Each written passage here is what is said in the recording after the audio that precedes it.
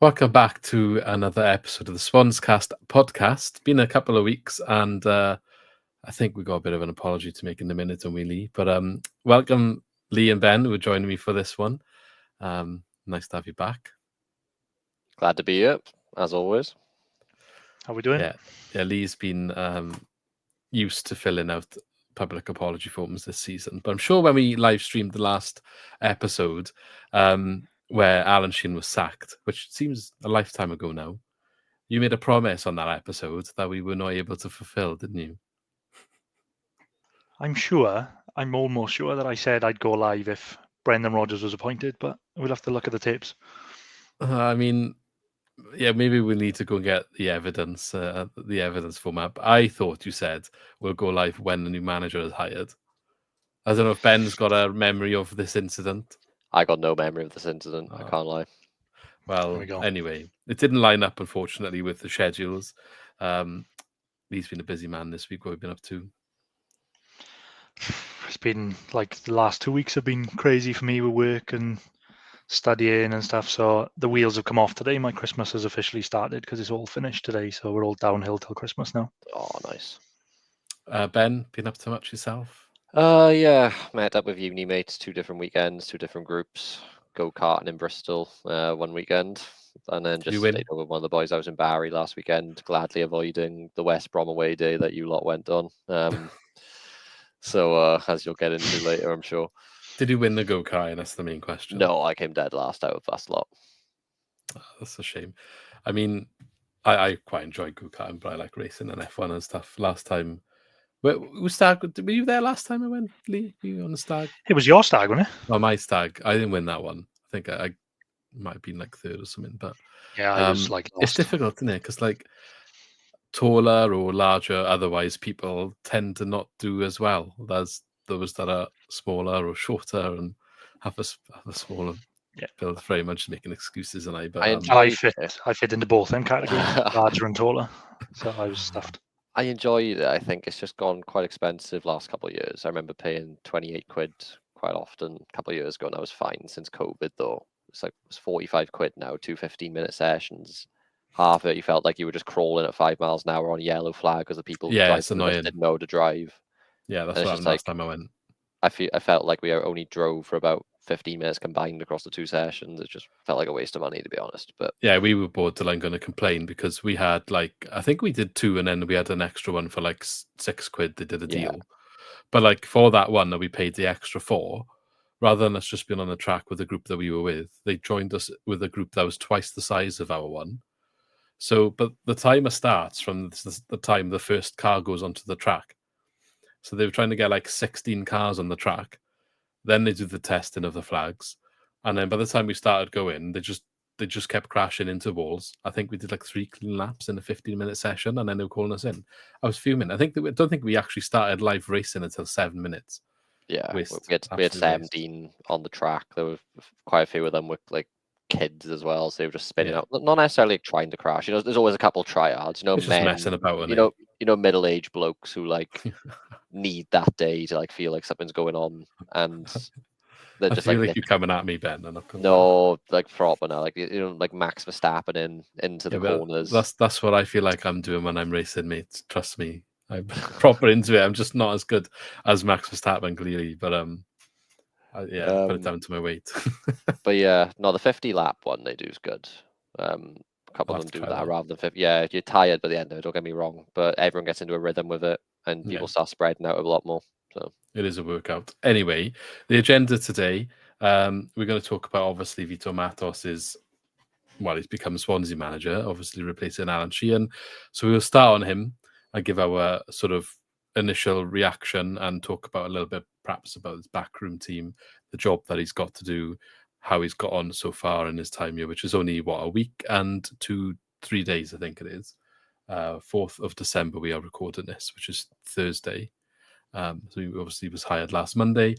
We'll then talk a little bit about specifically the West Brom game, which I know I said we weren't going to do specific game chat, but it's because we went to the away days. So it's going to be more of a talk about the day in general.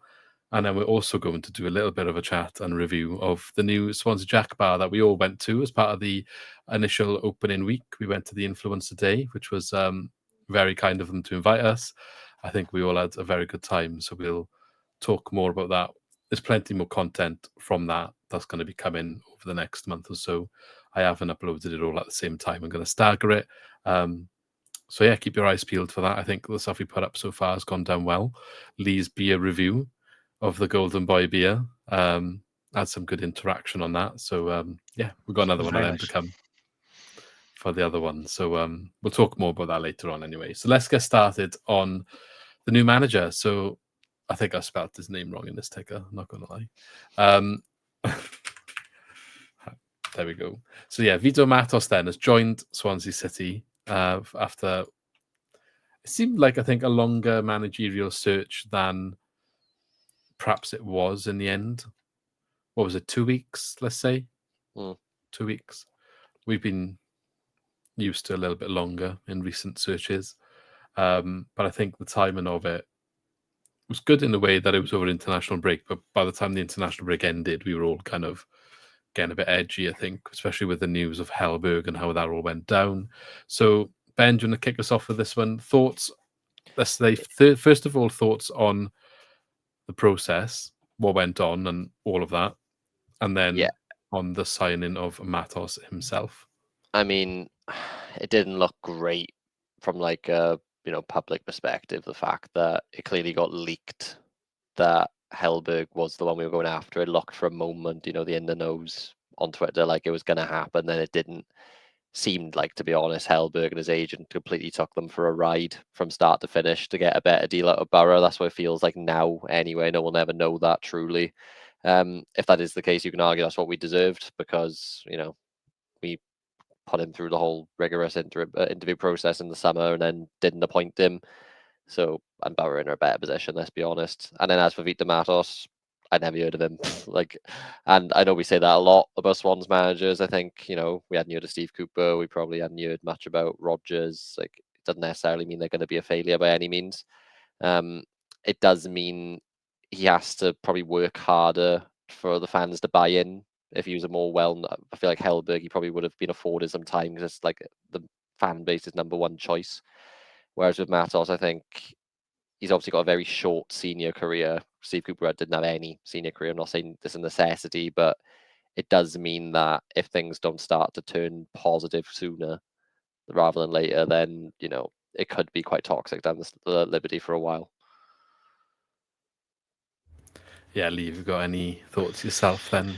No, not really. I agree with what Ben said. I think we were unlucky in a way that Bob Edwards went to Wolves, because I think if that Middlesbrough vacancy wasn't there, then it probably would have been quite straightforward and Hellberg would have come. But like Ben said, we'll never know what actually went on. But I think it was a bit of a kick, really, because I think it was a realization that we're not as like an attractive prospect as we think. Because I think, looking from the outside, I think Middlesbrough was a clear choice to go anyway if you had an option of the two.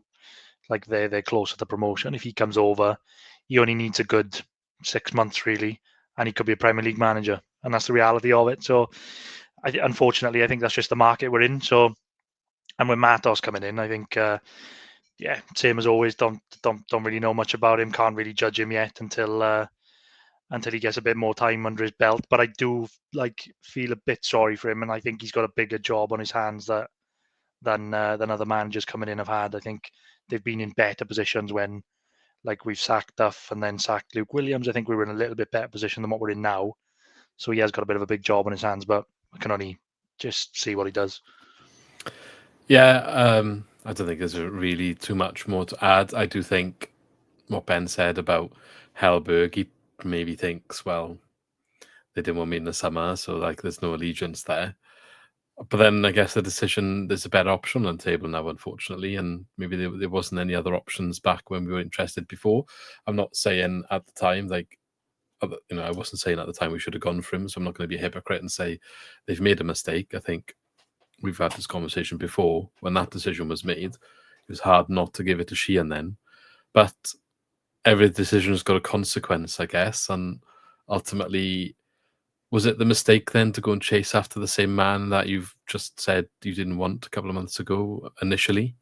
Was that the issue in the first place? Like, should there have been a bigger shortlist anyway from before the decision to sack Sheehan was made? Like, should they have already been ticking names off a list? Like, we don't really know how long they were caught in Matos for, and whether he was always number 2 or whether that only came about because of Hellberg. Didn't Gorringe basically try to say it like it was only ever Matos? And he was the standout name, and I should like I know he's got to say it, but come on, have some, you know.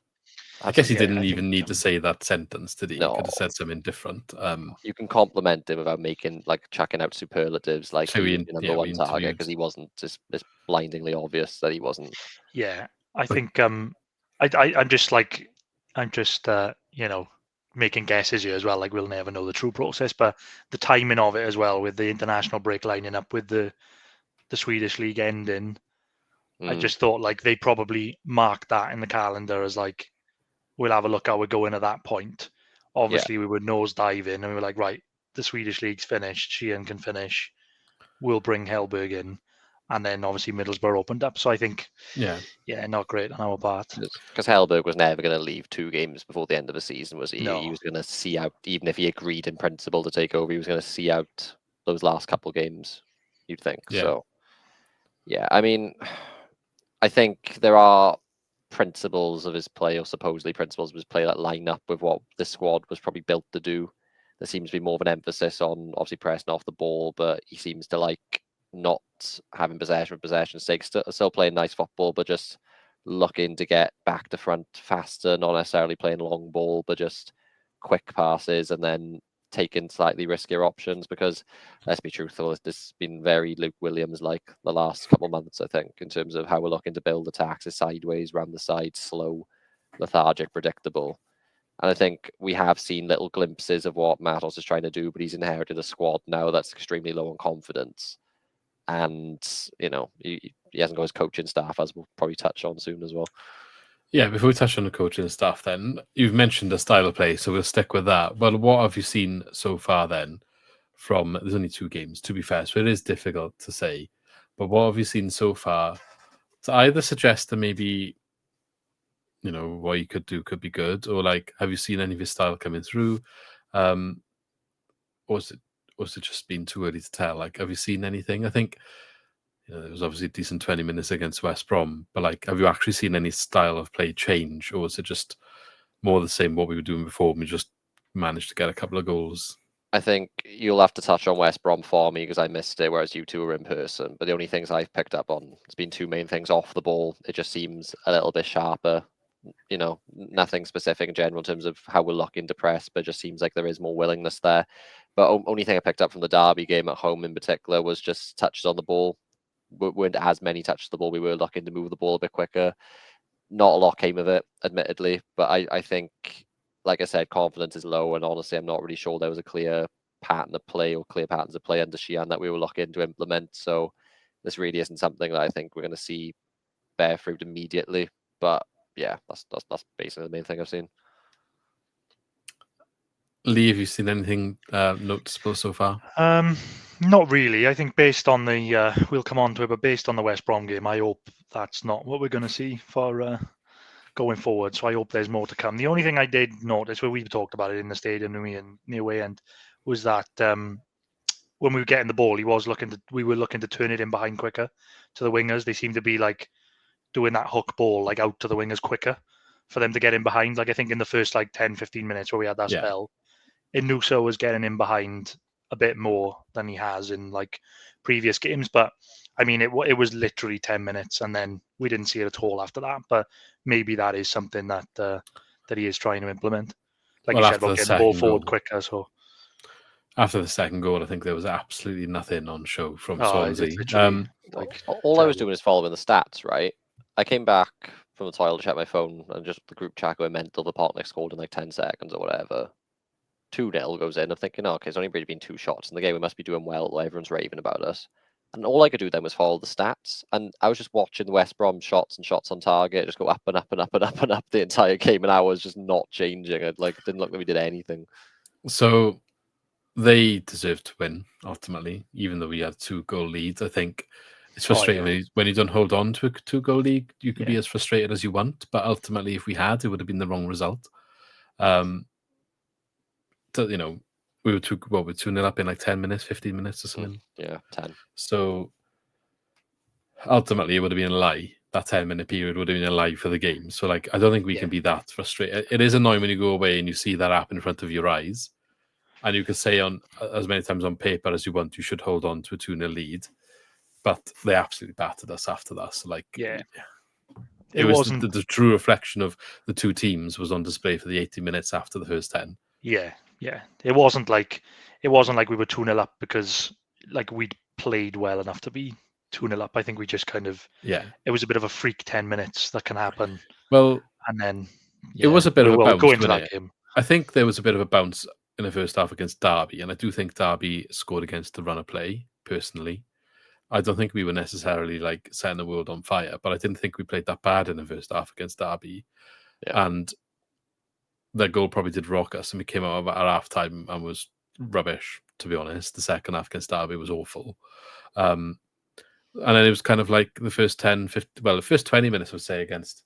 Let me get it up here, actually. I can actually check. I think this clear is as day on the momentum graph on Sofa Score. It's absolutely like night and day. So it's frightening. This is 15 what minutes. Worries me though. Is that West Brom game is the way it actually panned out in that second half. Like that is quite concerning the way that it went. It's concerning because West Brom and Derby batted the second half. West Brom batted for 80 minutes. These aren't good teams. Derby have had decent form, but on paper they're not. They're really not good teams, you know. No, West Brom were under pressure as well. I think there were calls for Mason to be sacked. If he lost that game, he might have got sacked, and you can tell that from the way they celebrated the third goal. The player ran directly to him and hugged him, like. And I saw loads of comments on social media afterwards about that, showing how the players are playing for the manager and trying to save his job, and they showed that on the pitch. And to be fair, if you're a neutral, that was probably nice to see that because, like, they have been under pressure. He has had questions over him, especially his tactics and especially second half performances. Actually, is the one thing that he's been questioned on. I think West Brom are like third in the league on home form. Third in the league in first half table. Second half table, they're really bad. So we're 2-0 up against them. We've bucked all of those trends. Every single one of those trends was the complete opposite in this game. But like, he kind of all of the points he was getting criticised for that I've been made privy to in the preview that I did were kind of answered against us, unfortunately. Because in a bad way for us. What's the theme for the season? They scored within like a minute of the second half start. Straight away. So they scored 2 in like the first 7 minutes. Yeah, you can see on this momentum graph I've got on the screen here. So, like, the first 10 minutes were all us. We were good.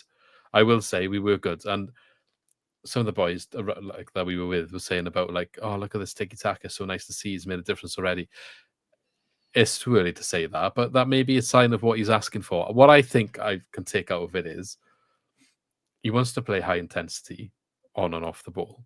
I don't know if we're fit enough to do it. Personally, definitely not. I think you saw in the 10 minutes what he'd like to see, but I don't know if we can do it for like a prolonged periods of time, and that could be an issue. But that's something to discuss maybe later on. Like if he's trying to implement that style as the style, I just don't know if we can maintain that for the amount of time we need to maintain it. And I think that was quite clear here because first half, I think we went 2-0 up and then West Brom started huffing and puffing, I think it's fair to say. The momentum graph shows that, but I think to an extent we were comfortable with the chances they were having. Not enough to like get complacent, but enough like, okay, we're sitting on a 2-goal lead. We're not really trying. We probably shouldn't do this for the rest of the game, but they also haven't really caused much damage yet. They go in half time. There's obviously a bit of a good team talk that happens, and that immediately changes after half time. And it was any comfort that we might have had in the first half was immediately thrown out the window, and they absolutely battered us in the second half. They probably should have scored more than 3. I don't think their chances in the first half were necessarily amazing, but in the second half, they just cut us open like it was nothing. And it was horrendous, I'll be honest. Absolutely horrendous. We couldn't get our foot on the ball. We couldn't pass the ball. Like, they literally couldn't make a pass. I've never seen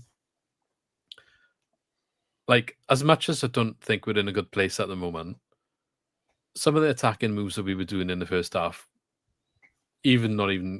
or just keeping the ball, like, it was fine. It was good. We were doing okay in that.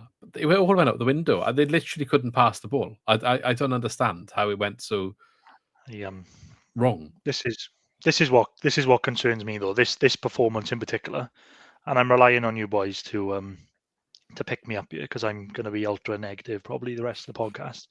But this performance in particular, like, really, really worried me, because I disagree a little bit. I don't think we were that good in the first 10 minutes either.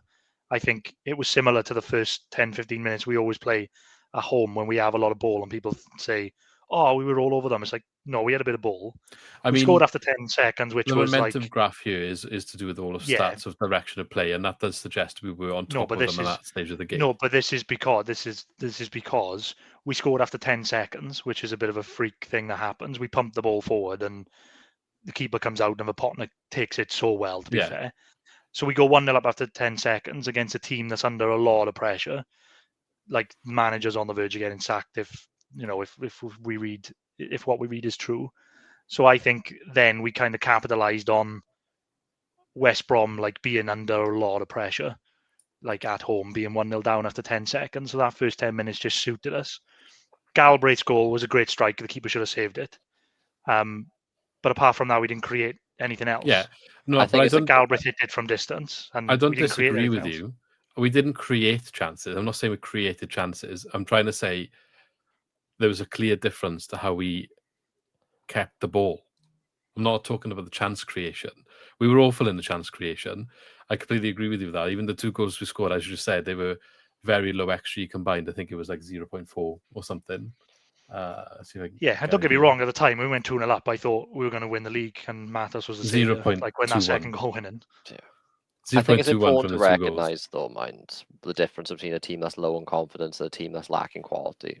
Because I think one point you made really early on in the podcast, Lee, which I disagree with, to be honest, is like we're in a worse position now than we were under Duff and Williams. I disagree with that. I think it's a lot of new players at once. I think it's disjointed. I think we've lost a lot of the core that would know how to get us out of these situations. I'm not saying we're lacking leaders, but we're lacking cohesion, definitely. So the way out could be long and arduous, but I do think there's a way out of it. I just think it is going to take time. I don't think we're going to be one of those teams that are down there, like I say bottom 2, because Wednesday are gone, let's be honest. Bottom 2 at the end of the season. I don't think we're going to be near playoffs either, though. I think if we will just get to the end of the season, we'll have that little burst, hopefully, of results. Yeah, but like, I do agree with a lot of what you were saying, Lee. But the point, like I said, I was trying to make was more about the passing, and like that's what worries me. And it's not Matos' fault at all. And it's fine coming out of the blocks and whatever. I'm not saying that we were all over them. I think we were looking competitive. Yeah. And we were able to string an attack together, whether it resulted in a chance or not. We were able to get into their half. We were able to keep the ball, and we were able to find our teammates. And you mentioned the point about playing it over the top round the corner to the wingers and trying to turn them and get them in behind, which is something new that he's clearly trying to do as well. And that was having some success. But after our second goal, we didn't see any of it, and it looked like they couldn't even like make a 5-yard pass. But like night and day, like maybe in the first half it wasn't as bad. I think immediately, like in the first half, it looked like they were happy to see their 2-goal cushion out. And as West Brom grew into the game, we just were riding it out as an away team. So you could be like, okay, fair. Like in our situation, you understand that. But it was always a dangerous tactic. And when the hairdryer came out at halftime for West Brom, we just crumbled. But like, it was 2-2 before you knew it. And you think at that point, it's back to 0-0. Start again, try again. But like the momentum didn't change at all. We didn't have a sniff. We literally didn't have a shot after our second goal, by the way, for reference. I think we had one, didn't we? It was Cabango's header, and that was Was that what this is here at the end of the first half? Probably. There's one header from Cabango. That was it. One shot. Okay, ignore that's from a corner, yeah. So like, yeah, forget that.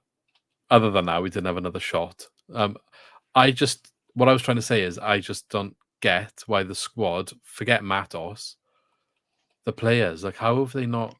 How can it be so dominated when in the first 10, 15 minutes, like, I'm not saying I expected us to turn it around and win the game, but like they didn't show anything.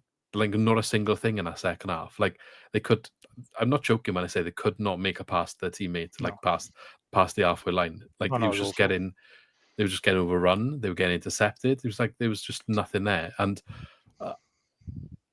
I don't know what there wasn't really anything. I don't think he could do it. He was criticised for his substitutions. I don't think he had anything different that he could do. People criticising taking Vipotnik off, bringing Ida on. It didn't change anything. Like Vipotnik wasn't getting the ball anyway. So like bringing on fresh legs is the obvious thing. You can say people don't like Ida today. That's why they don't like that substitution, because they just don't like Ida. That the people have already got that opinion. I'm not saying you're wrong to have that opinion. What I'm saying is, what else do you want the manager to do with the bench that he had? He brought on anyone he could really bring on. Like who didn't come on the bench? Let's have a look. Because Yalquia wasn't there, was he? Which is another talking point in itself. The four players that didn't come on were Fisher, Santos, Casey, and Smith. So whereas Sheehan, who was the manager of the Bristol game, O'Dea was criticised for the random substitutions that he made, bringing on defenders when we were behind. Matos in the stands was getting criticised for bringing on Ida and like Cullen.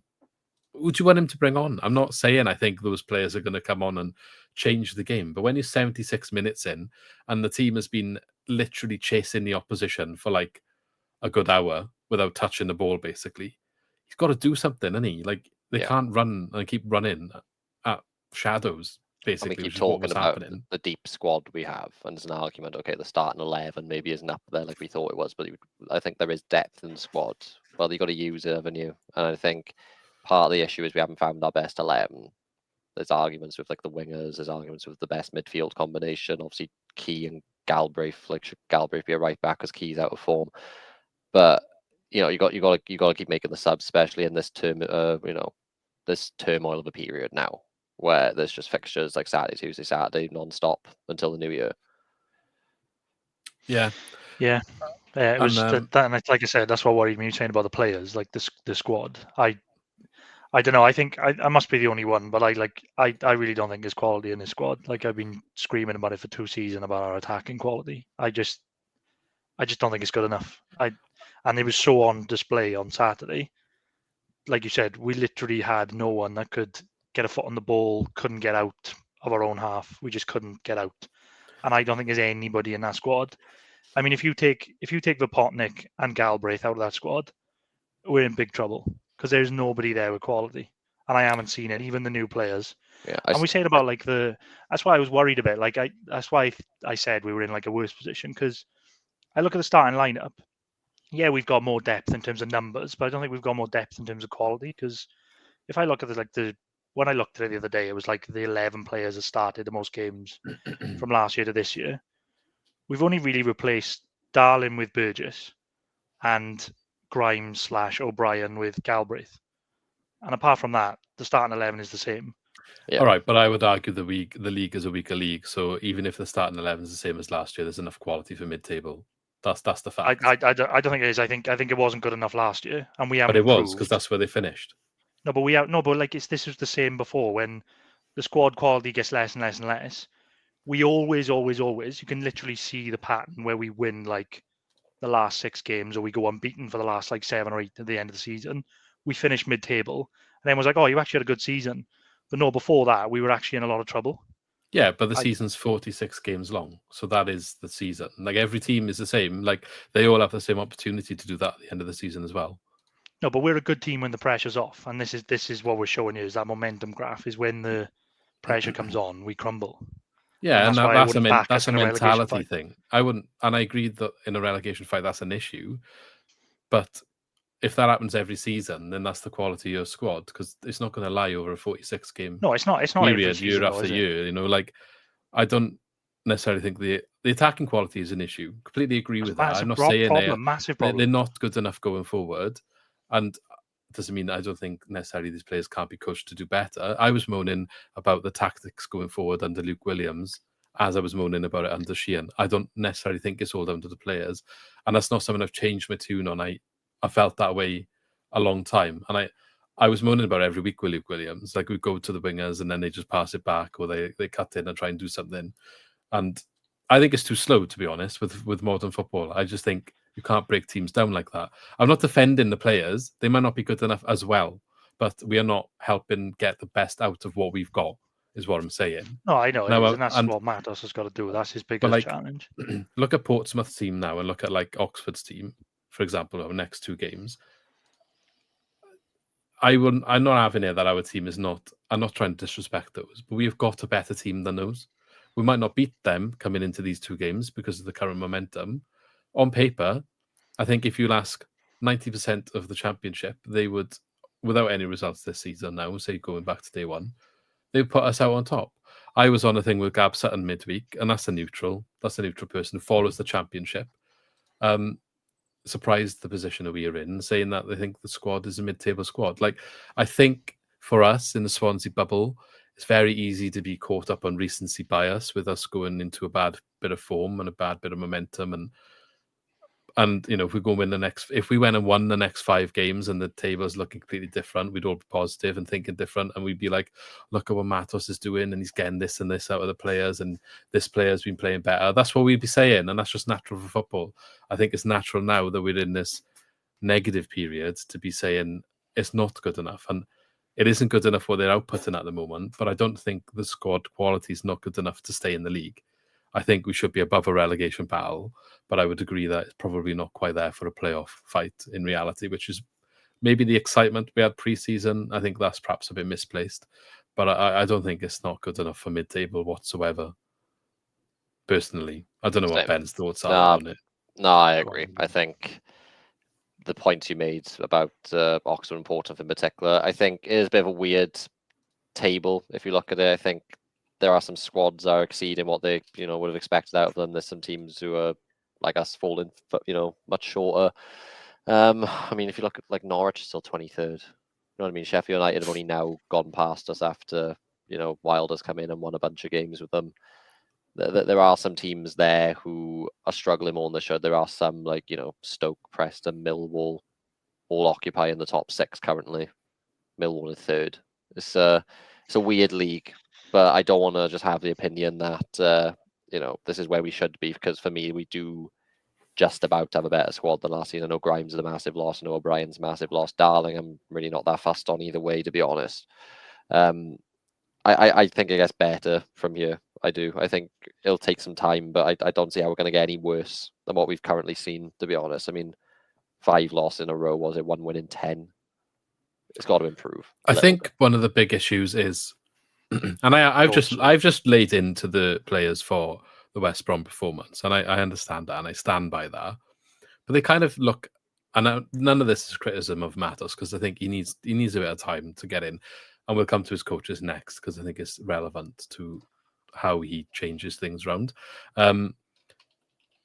They look a bit lost, like they don't really know what to do.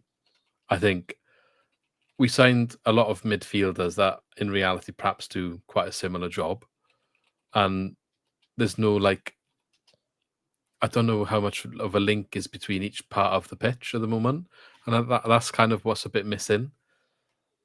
And then obviously when things start going wrong for whatever reason, I don't think there's any, I don't know if it's leadership or whatever it is. There's a bad trait in the team that they just can't deal with it. We've talked about on the cusp of half-time, more like 90-minute issues earlier in the season that probably cost us points. If we go back to those games, we were annoyed that we didn't get more out of those games, in games that we probably played better in. And the goal scoring was still not good enough, but we were annoyed that we didn't see those through because of lapses in defending in periods of the game, like just before half-time or in the 90th minute. We should have got more out of them. The situation we're in now, with the performances we're seeing now, we're a lot worse than we were then. So that they've shown that they can do better already this season. So we shouldn't forget that. I don't know how, like, the manager needs to get them back to there as a minimum, but then also fix the goal scoring. That's it. That's the job that he needs to do. But I think the players are better than what they're showing now. I just think they look really lost on the pitch. And I think the biggest signal for that is Alan Sheehan was given all the credit for making us really good defensively last season and getting a load of clean sheets.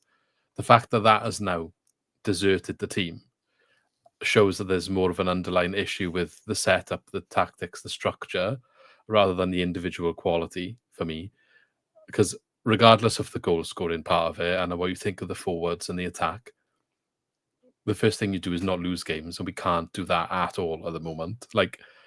I would never predict a game with a clean sheet at this stage of the season based on our current form. Chance. Whereas if you go back to when Sheehan first came in, what did he get? 7 out of 9 clean sheets or something ridiculous like that.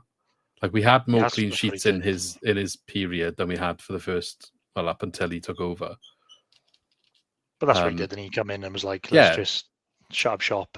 But how did he lose that so suddenly? Because even earlier this season, when some of the goals we conceded, but they were just set pieces, that seemed a bit of an issue. Do you know what I mean? But when it came to open play, it took a couple of games into the season to concede from open play. Then it was crosses coming in, and maybe we weren't doing good defending headers. Or there was a couple of wonder goals like that Aaron Kunda, Watford. Do you know what I mean? It wasn't that bad. It wasn't all that bad. The first 10 games of the season, we had a bit of bad luck, and we weren't outbid ourselves when it came to going forward in the attack, and that's why we weren't capitalising on results. But the situation we're in now, we look dreadful because it's, for whatever reason, the last 8-9 games has just deteriorated rapidly. So that's why I think there's more there that these players can deliver. It's just how to get them back there and then build on that, which is where we should have been going after the first 10 games. We wanted him to build on the attack and work on those parts of the pitch, but instead we went backwards, and I don't really understand why that is. But you get found out eventually, didn't you? I think it's all right. When he came in as a caretaker to kind of coach us to get over to the end of the season, but then when you've got to implement a style of play, and you're coming in fairly unknown as a new team, so the first 10 games of the season is a bit of an unknown, isn't it? And then eventually you get found out because there's enough tape on you for people to watch. And but that's tactically, then, isn't it? We got found out. That's what I mean. Players are not good enough. Well, I know we'll totally disagree on this forever, but I just tactically it wasn't good enough. But I still don't buy into this squad at all. I think it's a good enough squad. From back to front up until you get to the front four. I just think and I think we all agree on that. I do think we all agree on that the attack is the main concern of this squad. That's Ben agreed with that. Is that something you would agree with? No, I mean, I can see that where there's leaks coming from the attack, but also I think we've got a top 6 striker all of a sudden. I think he said take Sapotnik out of it, though. Yeah, minus for Potnik. Yeah, it's easy to say that, though. You can't just say take, if theoretically they can get injured. It's easy to say take your best player out of the team and you wouldn't. Well, if Potnik gets injured, we're absolutely stuffed. Yeah, you can say that about a few teams in the league, though. But then we wouldn't really expect him to step up this season, will we? So we didn't have him last year. We were well, Cullen, I guess, and he's still. I think for me, I hope I'm wrong. I hope the squad turns it around, and I'll happily come on and say, look, I was wrong about this squad. Matos has turned it around. He's got the best out of them. I hope it happens. It really does. It needs to happen. But I think it's just fatigue with some of these attacking players in particular. I remember last season when Luke Williams came in, and it was really early on, and I said we had an attack of. It was Cullen up front. We had Ronald and Eon wide and Cooper behind at the start of the season. And I said, that's just not good enough. And it's not really changed a lot since then. And I still don't think a lot of these players play week in, week out. And I think I'm just bored of watching them. I tried to have a look at the stats earlier, and it was the last 41 games. Ronald has 4 goals and 3 assists. Cullen has 4 goals and 2 assists. And Eon has 4 goals and 2 assists. And they all scored on that last game of the season against Oxford. So they've all scored 3 goals in 41 games. They're not doing anything. And then I thought at the beginning of the season, Anusa would come in and Vidal and Benson, and they would push them, and they've done nothing. So there's no output at all. And that was clear as day on Saturday when we were under the cosh and there was nobody up top, out wide, that could get us out of a hole. Now, I hope that, like I said, I hope Matos can get something out of them, but I am bored of watching that attack. They huff and they puff and they don't do anything, and that's just where that's where I'm getting frustrated with it. Vidal in particular, we thought he was going to come in and be that. Yeah, I thought they were going to link compete. between midfield But and you attack. haven't played him in. You haven't played him there. Like they haven't played him there. No. So like we can say he's under delivered, but do I really think Vidal's had a proper chance? No, I don't. I don't. No, I mean, he hasn't. And he's been left wing, right wing. You have played Cam in a cup game, and he's played centre midfielder. And what's he played? Like 10 games, if that. He's Do you know what I mean? So how would you want to get barely had less out of him? starts as well, is he? One league start, I think. So There like, must how be- would you want him to start establishing himself? No, but there must be something for like Sheehan and now Matos not to Well, start him. I don't really think Matos. You can say Matos because he didn't pick the first team and he's had one game. Yeah, I And know. he but brought like, him on. He brought him on against West Brom quite early as well. Yeah. But No, he came on the that left, was- didn't he? Like then that's not. He was on the right the other day. I know. I hope like that. Like, yeah, Waddell was one though. I thought he was going to come in and like really push like the attacking players and be a threat and probably force his way in to be like starting, but it hasn't happened for whatever reason. I just think it So was. I don't know. And, I think it's Benson more as well. I thought Sheehan Benson again. was going to come in and He's Benson was gonna- done, isn't he? Benson's the one I have disappointment with, not Vidal. I think Vidal I feel sorry for, but Benson has got history in this league, so you expect a bit better, perhaps. But like, He's not fit enough anymore. I think that injuries had those back-to-back injuries or the Achilles Yeah, or he's just one bad not one right. has ruined him. Yeah, he's not. It's I mean, like we said, absolutely ruined him. he'll go back in January. He'll be gone. He hasn't done anything, and like you said, I don't think he's fit. And yeah, he's been a disappointment because when he came in, I remember we did the transfer window, and I was like, oh my god, we didn't even like need any more options at the time. I thought we were, and we just signed him because why not? And then he's just like, yeah, he's not done anything. He probably will go back when because I think they're going to need to free up some wages to give Matos some maneuverability in what he wants to bring in. I think I've said it for ages. There's a 10 that we need a 10. We need a 10, a proper one, not Cullen. Yeah, Cullen's done as well for me. I I don't think he's again, done. Cullen's a lost soul who just haven't got a position in the way that we've been playing. He's underperformed for Swansea this season, but you can't go and put a shift in for Wales and like, there's obviously a player there. It's just we are not unlocking that. You need like, if it doesn't work in the system, it don't work in the system. But like, we're shoehorning him in, I think, when he is on the pitch, and you just get nothing out of him then. Which is a problem because then he's just a passenger and we can't afford passengers. But I think he's done enough in the past to show that he can be something in the squad. I think he's a good squad player. I just don't. He's not working in the current format and the current system. No, I think that's a fact. I think that's what we said. I think like we said he was going to be a squad player this year. I think that's his role. Yeah. But I think as like we said, I think like other players have come in and not really challenged, and he's kind of had to feature a lot more. Yeah. I just don't, like you said, I don't know where he plays. I don't know his position either. But like, also, I think you've got a fair point that you were making in the ground. Like, as much as I've stuck up for him in terms of, I don't think he's like he needs to necessarily go and he's got no use. We just don't find the right use at the moment. There is other things that I don't think you should be immune to criticism for. Like, I don't know if you want to raise the point. Oh yeah, I don't know if it's this season. Again, it could be a confidence thing, but like I just noticed like all he does is throw his arms up in the air at other players, like when he makes mistakes. Like he like on Saturday, he got the ball, it delivered into him. He had a really heavy touch and like lost the ball. And then he turned around, threw his arms in the air, started screaming at someone. Well, no, he jumped in to try and retrieve the ball with a slide challenge, got booked, didn't he?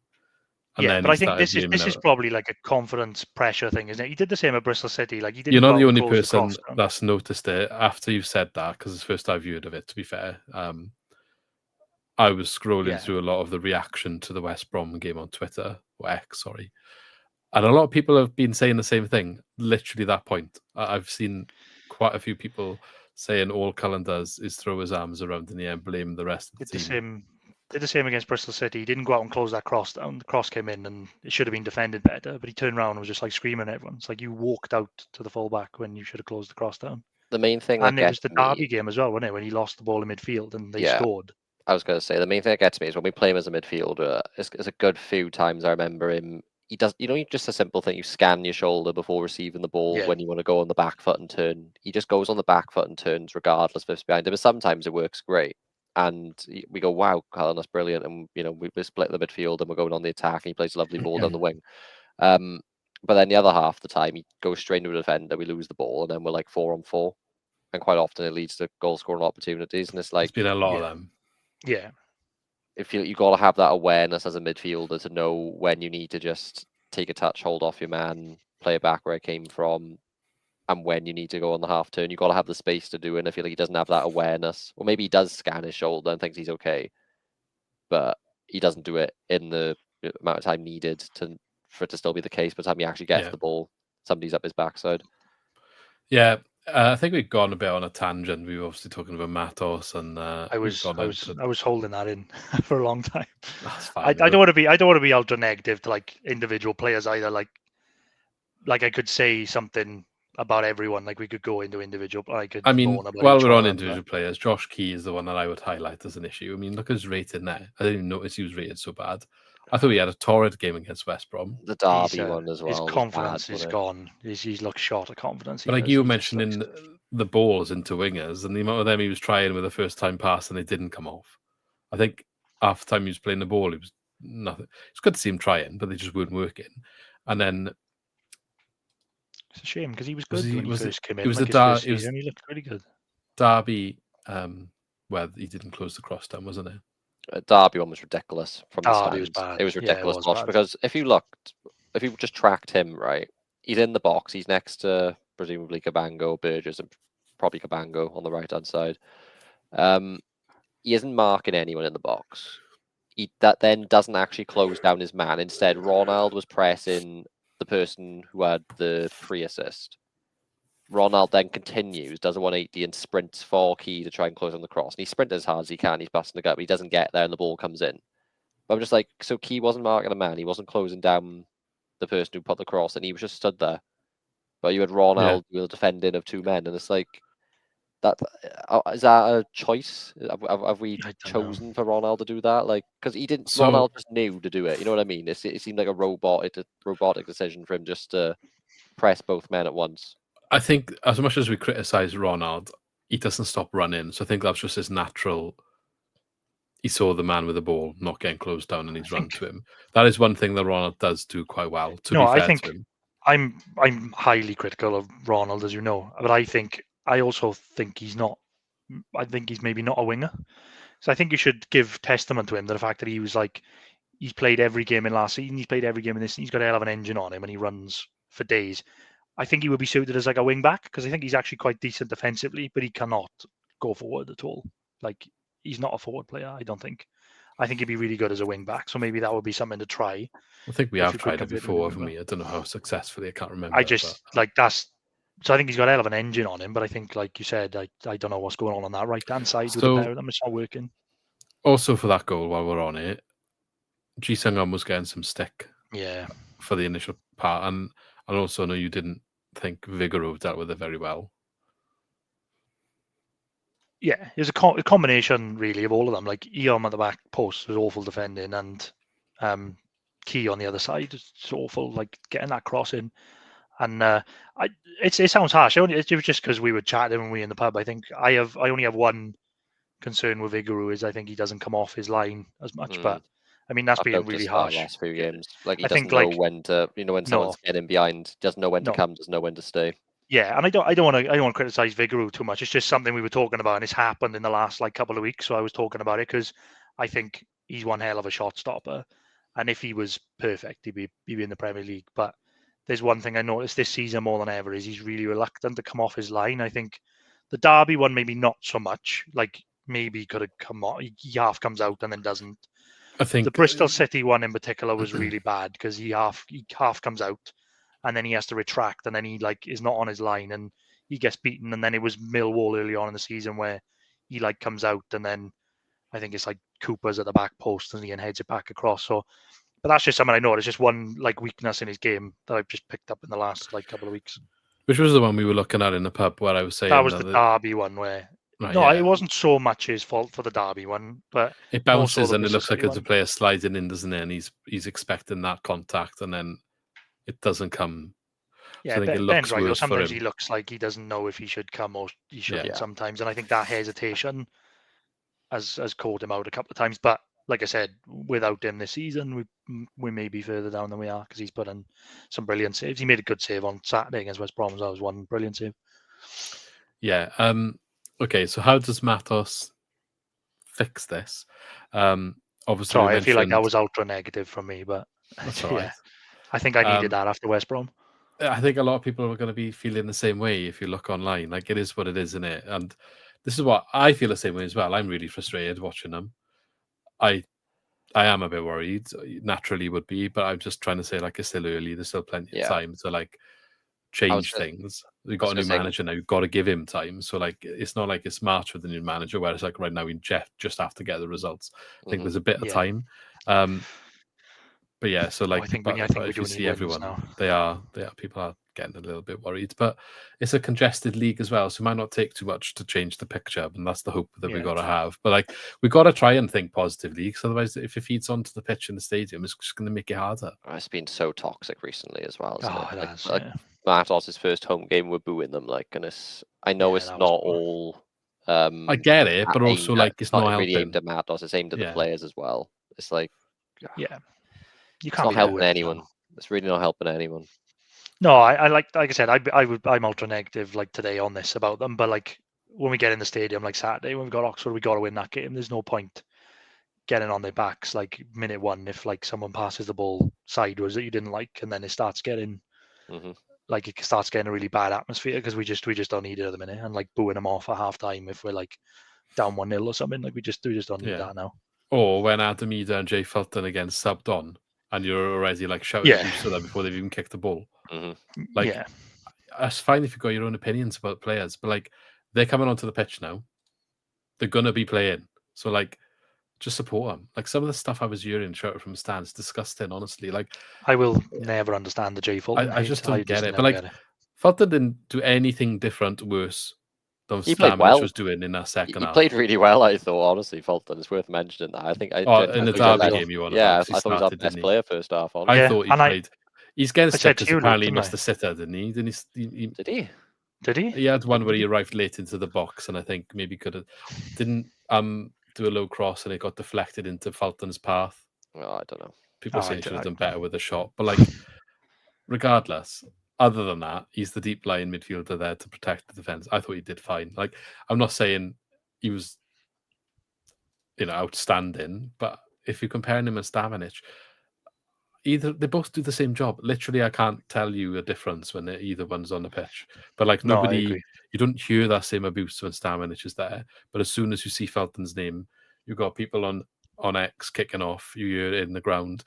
They literally have done exactly the same thing. And when he's got subbed on, actually, as much as it was an awful game, he did stabilize it a little bit against West Brom for about 5 minutes, and then I said that too, didn't I? I think like we were awful. Like there was no real positives. You can see it on you. Came on, we actually got our foot on the ball.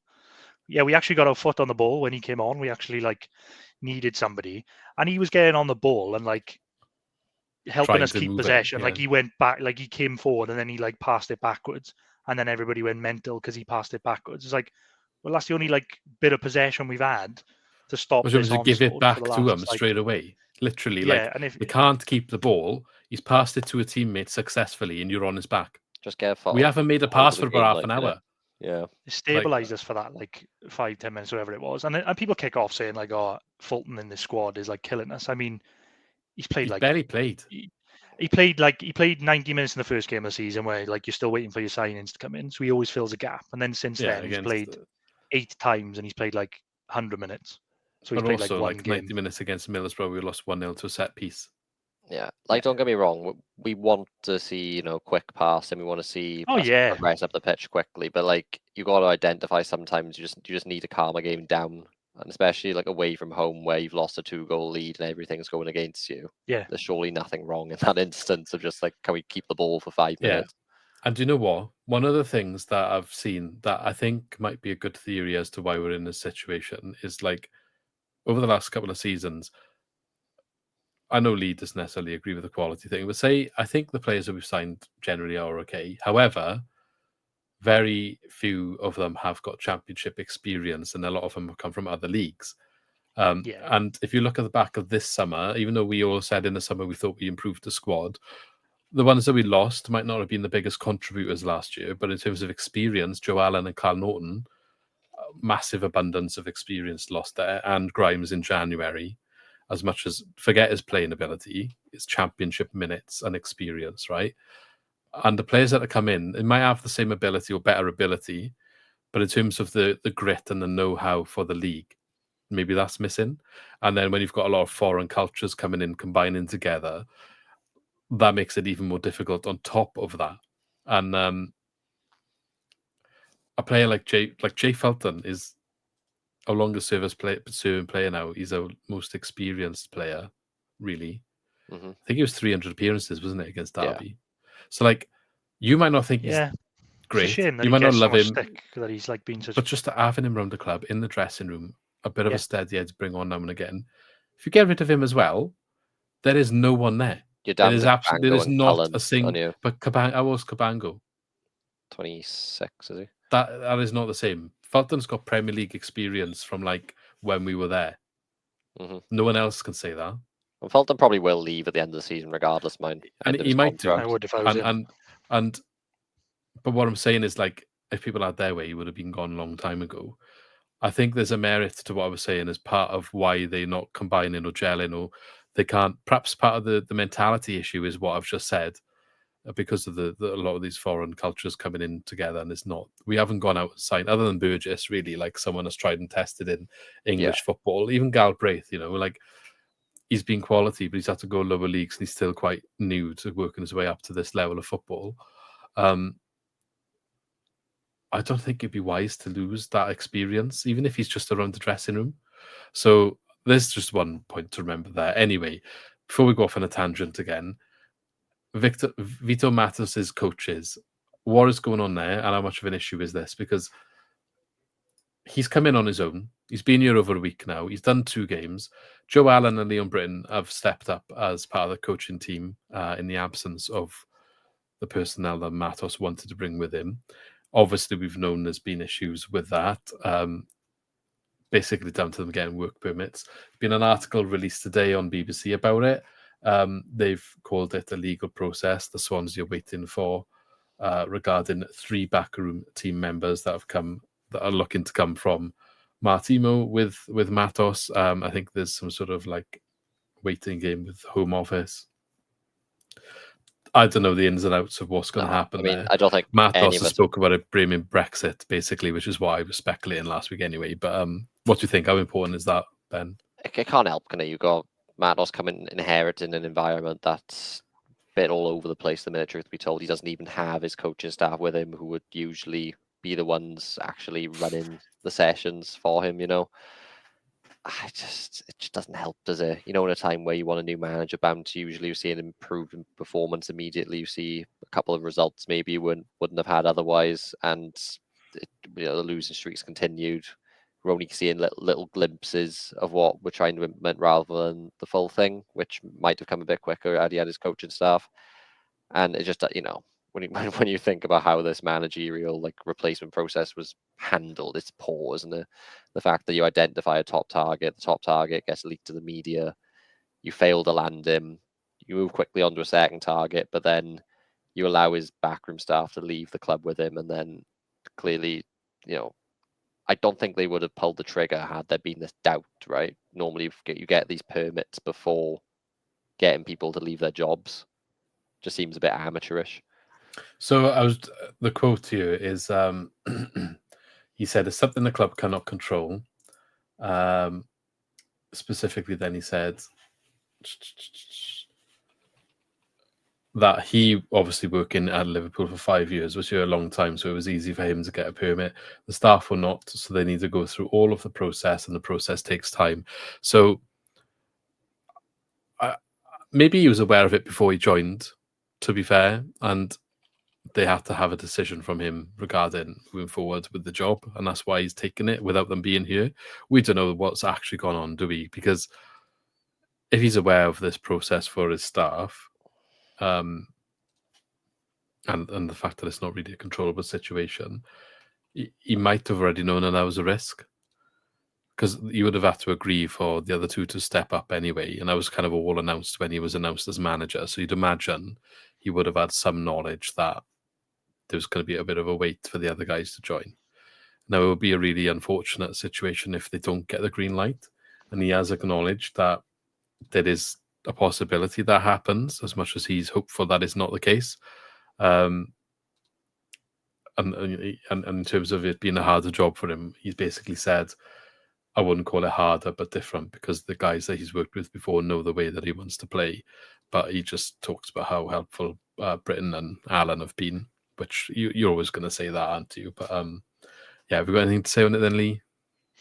No, I hope it gets over the line. I think, like we said earlier about like the players looking a bit lost on the field sometimes with no stability. I think we need stability in the coaching room as well. It still seems a bit like, disjointed. So hopefully they come in soon and he can start implementing what he wants to do. But yeah, I agree with what Ben said. It does seem really amateurish that we haven't like been able to sort it out prior to him coming in.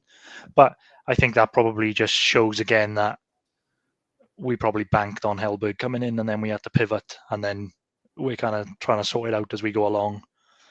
But hopefully they'll be in. I mean, by all accounts, like, I don't know how much I trust what I read on Twitter and stuff about what people know, but apparently they're here and they're sorting it out. So hopefully they get over the line soon. I would imagine the fact that BBC have reported on it is that they have. Fair enough. Yeah, try to control the narrative of, if people are talking about it on social media, maybe the club has purposely put this information into a way they want it to be published. I mean, like, Matos didn't seem worried. I guess he wouldn't seem worried if even if something was going on. But worry, is he? He's not going to. Even if he is worried, he's not going to say he is. But this is what I mean. I say, like, he would have known. Like, yeah, he would have known that they're not here when he took the job on, because the day that he got announced, they announced the other two coming in temporary. Yeah, but that's what I mean. I think like this is what it probably means, because we had to pivot to. Well, we won't know, because we had to pivot to him. They probably didn't have time to kind of sort that out at the same time. You know what I mean? They probably didn't plan for that, but I'm sure it'll get done. I'm sure it will. If we go back to the speculation of before he got the job, wasn't there a period where he was getting it, and then there was a brief period where it was like, oh, actually, he's hit the rocks. Yeah, and then he was getting it again. Though, isn't it? Because it's true. People telling you that Hellberg's done this, like, yeah. But it probably wasn't a case of it hit the rocks. What probably was happening was this was getting discussed. That it was a case of, because I think what was saying was like, oh, the fee is $1 million, or whatever they were trying to say the fee was. Others were saying then I included all of the staff he wanted to bring with him. So from what I interpreted from reading into the lines, it's like, it's just a conversation about who's coming, how that's going to work. Maybe they were like, right, we can't get them all in at the moment because we've got to go through this process. Maybe then Matos was in an hour and a bit like, okay, I need to take time to make that decision. And he's obviously agreed to come knowing that they're not coming, with the hope that they can join him later on. And that's perhaps what caused that little delay. That makes, to me, complete sense. I think he would have known when he signed that contract there was a risk of that, because otherwise I don't think Alan and Britton, because they wouldn't have just been like rang on the day, would they? Oh, by the way, do you fancy stepping up as a coach? Yeah, go on then. Do you know what I mean? That's obviously going to have been discussed a little bit as well. So I think he would have known before he's made that commitment. And he'd probably be gutted if it doesn't happen, but he knows that there's a risk there. So as much as it does seem amateurish by the club, in that regard, I think also like maybe some of it is out of their control, but the amateur move was being not as more prepared before in the first place. You got predictions up there, but I've never known it to be like a big thing. Like every time we appoint a manager, I've never heard anybody talk like, oh, has he brought his staff with him? But it's because the last few have been like a big thing, British, haven't they? No, I know, but like nobody's ever said, like, it's not ever been like a big story, is it? Like, oh, who are they brought in? Like when Sheehan came in, he didn't bring like Stearman. Sheehan obviously came later on. Yeah, so Sheehan came from within. So Williams went, Sheehan came up, and then he went and got some people from non-league. Luke Williams did bring people in because he brought Harley, didn't he? He used to play for us. Yeah, but Harley came in like that was a little bit after, wasn't it? But like no, but I mean like it's never been such a big like. I think normally they just get announced. They just get announced with the manager, and no one cares about it because there's no one announced with the manager. They've announced two people as a temporary thing. People now are looking into it as a headline, aren't they? So like, Yeah, and it's now just everything's easy negative. journalism, It's isn't it? just another negative headline to like Yeah, it's bounce easy to- off. yeah. I think that's all that it is, really. Yeah, I think you're right. Right, we missed quite a few. Well, we haven't put the correct score in anyway, so just recapping first of all. Oh God, it's gonna Preston, be a it was lovely a recap. it was a 2-1 win to Preston. Lee went 0-0. We forgot to predict. I can't remember which one. Luke went 2-1 to the Swans. I went 1-0 to Preston. So only the one correct result there. Ipswich, Lee, for some reason, said Swans were going to win 2-0. Luke went 2-0 to the Swans. Why I went did I say that? 3-1. How did you go from? How many games ago is that now? Remind Why me did how I many. say that? 1, 2, Listen 3, to 4. Lee talking today. Yeah. How I many don't games ago Why was did I that? say that? I think Luke literally said at the time, why have you predicted Ipswich to win 2-0? He's like, I don't know, I just got that feeling. Well, if we can get that feeling back for the next doubleheader, that'll be great.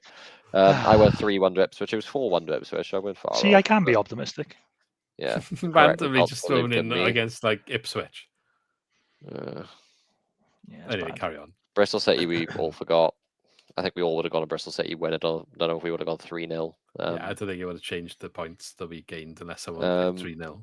Derby, Lee came back down to reality, went 2-0 to Derby. I went 1-0 to Derby. Luke went for 2-1 Swans win. I guess you thought first game for Matos at home, Luke, didn't you? Why did Galbraith Well, score? I changed my prediction twice. My first prediction was 2-1 Derby.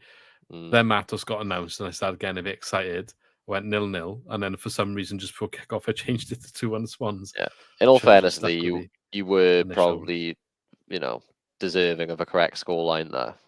It didn't happen, but oh well. And No, West you won. Brom. We went 2-0 up, mate, in 10 minutes. Like, get lost. No, No, the Derby one. The No, Derby one. Derby All game. right. Because it was, I said 2-0, 2-1. Galbraith ruined it for me. Yeah, and then West Brom. Lee went 3-0 to West Brom. Luke went 2-1 to West Brom. I went 2-2. Weirdly, I was the closest technically, but I'm the one who was left with no points. But let's be honest, West Brom battered us there. Fully Oh, deserved. Could have been So 7. that that. means Lee is on 8. I'm on 14. Luke's on 18. So Lee, you have the honours. So go first. For Double Oxford. 450. Are we doing the I big guess- 3? What's going Oxford, on? Portsmouth, Stoke. Yeah, we could do, couldn't we? I think but by the way, this shows like all the things I've said in the podcast. It just proves like don't listen to me at all because I don't know what I'm talking about. So I talk the most sense. Is that what we're saying? Because I won last year as well. Okay. I mean, we got to win these games, haven't we? I think a minimum of 4 points is what it has to be. 4 Ideally, points needs would to be be 6. fine. I'd take But 4. the problem is, right? We have to. The problem is, I think we need to beat. If we beat Oxford, 4 points is fine. Because if we beat Oxford, we'll go ahead of them. The issue is if we draw to Oxford, but Portsmouth win their game, which is against Charlton, we'll be in the relegation zone. So then it could be 4 points either way round, but I feel like if it's the draw first and the win second, there's more pressure on that second game all of a sudden just because we're in the relegation zone. Whereas if we beat Oxford and draw against Portsmouth, people will think like it's turning round. Do you know what I mean? It's crazy how the same results can change. It's just mad. This is really difficult because I honestly don't know which way these games are going to go because the form we're in at the moment. But Matos has had a full week now, hasn't he? So hopefully it'd be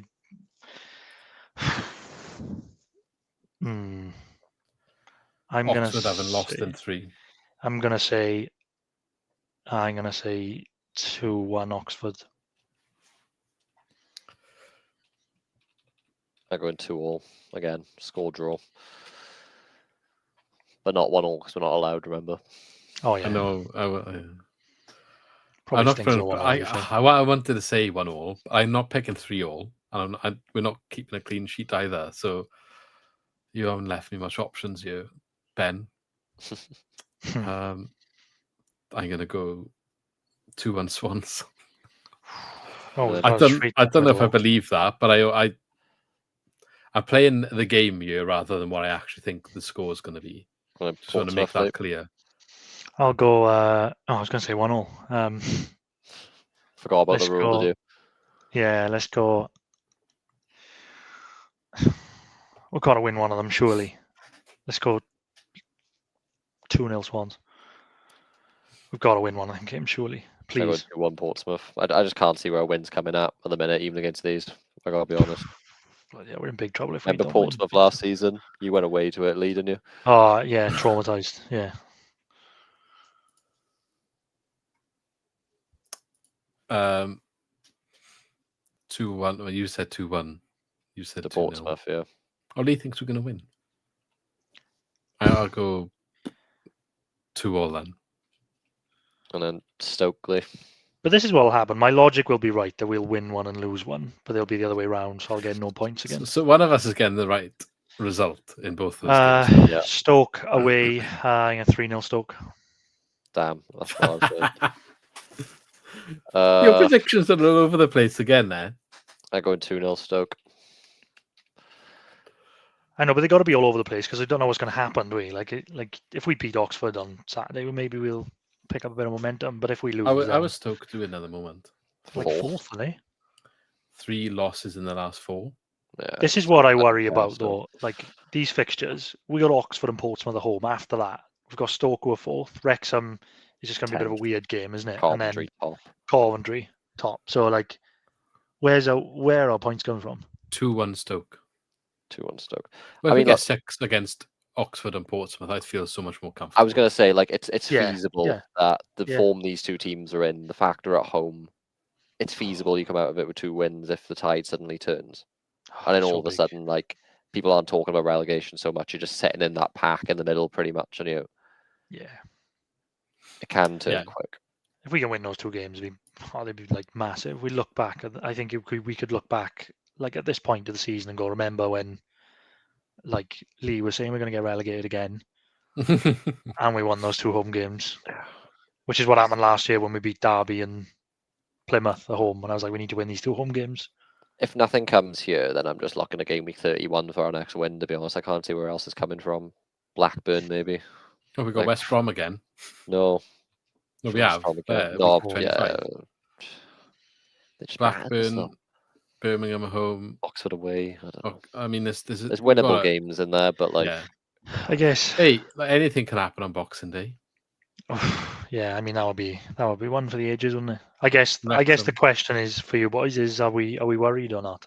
Is it too early? Oh yeah, I think I if it was like still Sheehan now, I probably would be, but I think you've got to allow Matos to have time before you start writing it off. yeah. And plus, like, you had Stuart James saying or implying that the players, the squad, haven't had any idea what they're supposed to be doing since like pre-season. So it feels like whatever we had in the early stages of the season, it was always just going to naturally erode away Yeah. until it reached a breaking point, which it did. So I'd like to think a clear philosophy. I think the coaching staff, if they come in, would be a huge boost. Yeah. And you got to remember these players are still gelling with each other, regardless of who the manager is. So I'd like to think naturally, as the season progresses, you'll see natural improvement. But yeah, I think a big mood shift could come from back-to-back wins here. Oh, it'd be massive. I think if we sit in here in a week's time and we've had 3 losses, then I think I'd be worried. Because I think morale would be at bedrock. This is the only reason I'm worried. It's maybe not in particular because we're in a better or worse position than before. It's just because, like, if we don't win these games now, then we will be in the bottom 3 like at Christmas, and then regardless of whether like Matos is doing well or not, I don't think he has time then to implement stuff. We need wins, and that's when like it changes. But let's hope that we get a couple of wins on the board, and then he can have a bit of breathing space to implement what he wants to do. I mean, if you ask me coming out of West Brom, like, bad time to ask. I was like, oh yeah, we're going down. This is it. There's a video of you somewhere saying that. Yeah, but that's just fresh coming out of a game, isn't it? That we've just like been battered and thrown away a 2-0 lead. But and then we had to take the detour around everywhere in West Brom to get back to the car as well. So it's just like perspective. I think if we're in the bottom 3, and if we lose these 2 games, we'll be comfortably in as well, won't we? Because Oxford and Portsmouth would have kicked on. Then I'll be worried because the way that we like melt in games as well. I don't know if we've got it for a relegation fight, but hopefully 4 points. You said 4 points this week. I'd take that all day. Get 4 points on the board and kick on. But we'll see where we are when we come back on next week. So, sorry, Ben, I know you can't contribute that much. to this bit. I'm sure it won't be too long because we've already covered a lot of the game. But I was a day out to West Brom, other than the result last weekend. I enjoy it. I always enjoy my day out at West Brom because we go for our annual curry in the Vine, and it's always a good day out. It's not far, is it? It's nice, really nice drive to West Brom. So I always have a good day out. To be fair, it's one of the better away Even days. nicer than normal, thanks to the lovely Heads of the Valley roads, which it's like 2 hours now, literally. Yeah. Oh, good trip. I do like going to West Brom. The Vine was class. Actually, decent pint, to be fair. What did I have? Star of Pramen. Yeah, I love a Star of Pramen. Very, very nice. I know Ben likes that, and he. I do, yeah. He has to come next time, Ben. It's like the goat pub for our away day trip, and the curry is like banging. The naan bread was just lush, but probably ate too much. I couldn't drink more after it. I was really struggling. I was so bloated. I wasn't even going to order when we ordered. But you came in, sat down, and ordered. I was just like, starving. And we waited. And this was like 11:30. And we got a McDonald's breakfast on the way up. Got a curry, a naan, and chips. I did, and it was banging. Don't get me wrong, but it really killed my drinking after that. And there was a little bit of toilet breaks needed, let's say, due to the curry, obviously eating that. But I wasn't driving, so it wasn't my problem.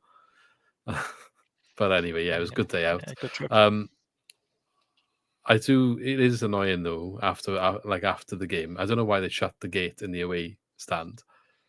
But I was probably just to stop the away fans. And the home but fans we have to go. selling You get out the other side instead with the home fans. I don't really get it. I don't know. Whatever, is what it is. Anyone that wants to go next time that we play them, whether that's next season or not, we'll wait and see. I would recommend going to the Vine. I'm sure everyone already knows, but anyway, it's on the away day guide, I think, anyway, that the Swans put up. So, yeah, check it out. The other thing that we all got up to, so Ben, you can contribute to it, is obviously the opening of the Swansea bar, or the Swansea Jack bar. Anyone want to kick us off with that one, Lee? I think you made the most of the night, didn't you? So you can tell us your experience. Yeah, I was the only one that wasn't driving, so I had a great time. I made up for the three of us. Open bar, mind gutted. Yeah, great. Yeah, no, we didn't know before we went. We knew we were getting a sample of the beer. Turned up, and it was just like, yeah, help yourself, lads. Bar's open. So Lee made the most of it. Yeah, no, I had a really good night, to be fair, as well. I really like the bar. I think it's something that we needed for a while, and we said before, like when Frankie and Benny shut down in Morva, I don't know why the club didn't look at turning that into a bit of a sports bar, like a Swans bar. We've been talking about it for years. Like we've been desperate for it to happen. So I think it's quite good. I think like if the Swans are away, like on Sky and stuff, and people go there to watch it, I think we're a good atmosphere, really good. And I enjoyed when we went as well. Like nice for us to actually get together and have a beer because we meet a lot virtually. It was nice to get together and have a beer and watch the Wales game. So. And Wales had a cracking win as well. I know, sticking 7 past Macedonia helped. It was good night. Didn't it?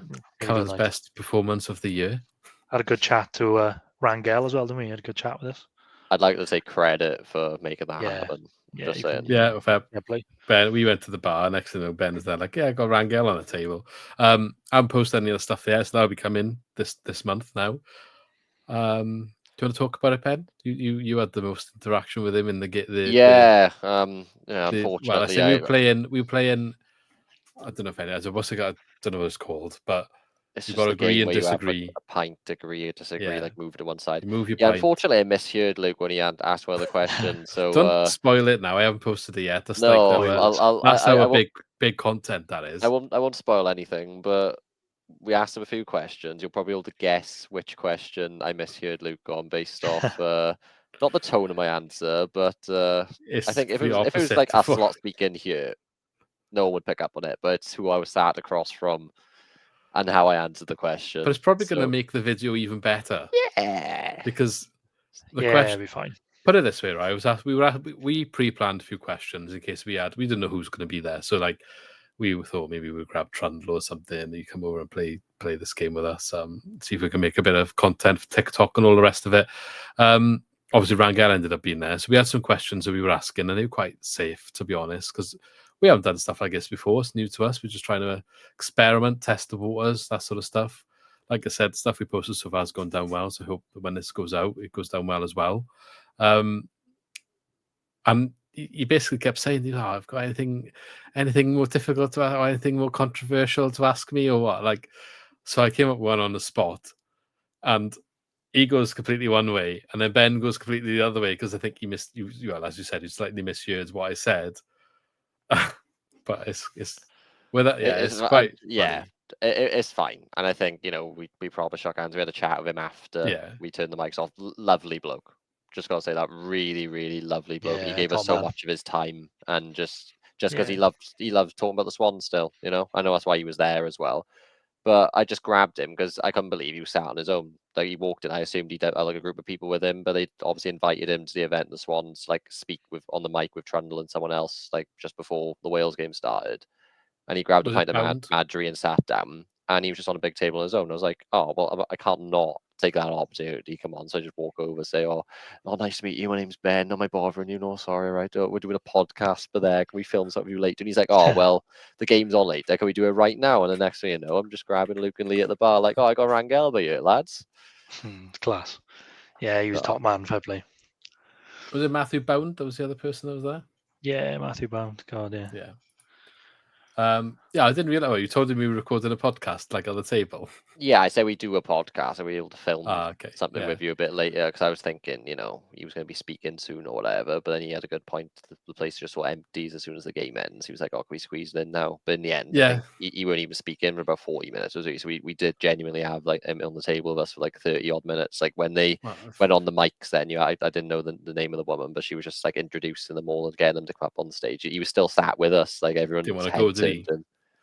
Yeah. I think if they didn't call him up, he would have sat with us all night the way it was going, which was great, to be honest. He was brilliant. I'll be honest. We're not going to discuss what we were talking about, but he was just one of the lads for that period of time, really, just talking about everything. He was asking us questions as well, wasn't he, about what we thought about things. Yeah. They say never meet your heroes, but I disagree entirely. Meet your heroes, because I feel like Angel Rangel, class. Yeah, fair play. He's top block, fair play. Yeah, and I think he'd be around. I think he does some stuff at the club still, doesn't he? Hosting some of the hospitality, and he's got his own booth in the Swansea bar now. They're all named after past legends, and he's got one of them. So what else did we do there? Obviously, we drank. They got 2 beers that are specific to Swansea. The Golden Boy was the one that I've put up a review of so far that Lee's done. He's also reviewed the other one, which is Drop It Like It's Hops, the Snoop Dogg one that was teased before. Which one did you prefer? I preferred the Golden Boy, to be honest, even though it's lower percentage, but it was the much nicer taste. Is one of them are they both ales, or one of them more of a? No, they're both lagers, I think. But the Drop It Like It's Hops one is a bit more watery. I didn't like it. So I was flat as well. Yeah. I had it twice because I went on the Monday and it was the same. The Golden Boy one was nice. If you're on an away day, or Wales away in particular, and you're just drinking whatever the local beer is, I'd be like, yeah, that's sound. I'll drink them all day. But then it did go flat quite quickly. That's what you said, and I agreed with you as well. So it could have been maybe because it was new. Yeah, I don't know. Maybe on that. I don't know how that works. Yeah, it could be. If you've got a pint of it, maybe don't let it sit. That's all. Only thing I would say about that bar, lovely, genuinely really nicely laid out in there. There was a massive flat screen in the toilet. I think let you go for a pee and still watch the game, not missing anything. Lovely dartboards, and then pricing structure of the pints is the only possible debating point for me. The fact that it just seems to be a flat rate of £6 for the most part. Yeah. So the Golden Boy was £4.50. Yeah, his hops was £4.80 or £4.90 or something, and then all of the normal names were £6. Like Carlin £6 and Estrella £6. It didn't really make any sense, to be honest. Estrella £6. That's normal because it costs a lot to import it. Carlin's down the road, but I don't. Yeah, it's I tell you what though, I went on the Saturday as well to watch the Bristol City game, and I had the curry in there as well. It was really nice. It's good. The food was banging. The little food we did have. Yeah, it was good. The food was nice, to be fair. So we were talking about the Vine, obviously being a curry place, away day pub, but we thought maybe the structure of what they're offering at this bar is quite similar. They've clearly done a bit of market research. the brewery that's operating it. Like the menu is basically curries and burgers, and then a couple of like smaller dishes, isn't it? Yeah, I think it's quite good though. They're doing like away trips from there now, and they've brought in from Saturday. They've brought in the shuttle bus from there to the stadium for home games as well. Yeah. So I think that's quite good if you go there before the game, and it comes back as well. So for a £5 that is, which is actually I think that's really good for a £5. I think it's £5 for both, like for one way though. I think. Oh, So right. you'd have to pay a tenner to go there and back. But I mean, if you go to the stadium, you could get the £5 in back to the pub for Saturday night, which would be quite good. Or you go there before, and I think it's quite good. Yeah, that is good. Anything else that we've missed? What else they got there? FIFA. There was a little lounge that was based on the Vetch. Yeah, that was quite good. It was like the old Vetch boardroom, that like thing. I really liked that. That was good. So yeah, so they've got obviously a lot of Swans photos, memorabilia on the wall, and yeah, I think it'd be really. It's a good place. It is obviously like the beer's a bit more expensive than some of the other bars on Wine Street. I didn't taste the meals. Like you said, you had a curry. Menu looked great. The pictures I've seen of it look great. The little bbits we had were good. So some of it getting cooked in the kitchen. Some of the I think they got like kebabs and a naan or something, stuff like that. So that looked really nice. What curry did you have? I just had a tikka masala, but it was really nice. It was good. Yeah. So if you haven't been there, go check it out. Hopefully, because the venue that it's in historically the places that go there don't seem to last. So hopefully this won't be different. I think the one other thing people were asking about is who owns it, who operates it. So it's a Coventry-based brewery, I believe, that basically run and operate and sort of made the bar. And I think Swansea essentially licensed the name and branding of the club to there. And there's obviously other commercial stuff going on, like these match day buses and the cross promotions and stuff. There's obviously a little bit of a commercial interest there, but it's not like theirs to run and operate. It's just something they're outsourcing. Yeah. Which I think some people were criticizing the lack of local involvement there. But I guess I don't know how it came about. You take what opportunities are available, don't you? So we can't speak too much on that. And just to make it clear, we weren't paid for any of this information, because I know online these days you've got to disclose that information, but we did go to this event. We were invited, and they did obviously give us free bar, so that's what we were given. We weren't bribed to say anything. It's just our general opinions on the bar. So yeah, anyway, anything else, lads, before we sign off for this one? Other than let's pray. I'm not a religious man, but if there's a time to pray, it's about now, I think. Biggest doubleheader I can remember in a while at home. It's mad. I always worked out that like we've got Portsmouth and Oxford at home when they're like either side of us. Like it's how that's worked out is just that's crazy. But yeah, we need to win. We need a crowd. I'm sure things will turn up. Maybe we'll have a happy new year. But last year was not a happy new year, so maybe we'll do one. Only other thing to mention, you say you need a crowd. The tickets are on the NHS website, aren't they? Oh yeah, you were going to mention that. That's worrying. So normally, like when tickets don't sell, they go on like the NHS website for. It's not just NHS. I think it's like all blue light, like ambulance and police and whatever army. I think you can get like basically free tickets with an admin fee, and it's the first time in history that I've seen Swans tickets on there. So I think they're really trying to get a crowd in. So hopefully it works. Hopefully people pick it up and go, and then maybe they want to come back. So if you have got access to one of those avenues and you were thinking about going, there's a lot cheaper entry in to go into these games. So if you're on the verge, you were getting put off by the price, maybe that will help you make your decision. But I'm sure filling the stadium will help in the situation that we're currently in. Both games, Lee, or just one of them? I think it was both games, actually. Yeah, I think it was the both of them. But then Wrexham sold out. Wrexham sold out. That's a discussion for another day as we sell out Man City and Wrexham. Yeah, maybe we'll talk about the Wrexham game, because that'll be the next game we talk about. We'll talk probably when we're actually getting around to that one. Mid-table by then. No. Yeah, we'll see. Okay, well, we'll call it a day there. Thanks as always for everyone that's watched, listened, all the rest of it. Don't forget to leave a comment on all of your thoughts below.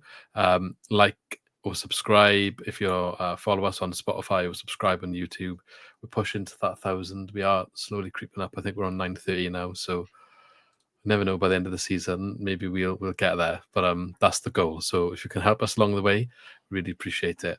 But thank you as always, and we shall catch you in the next one. In a bit. See you soon.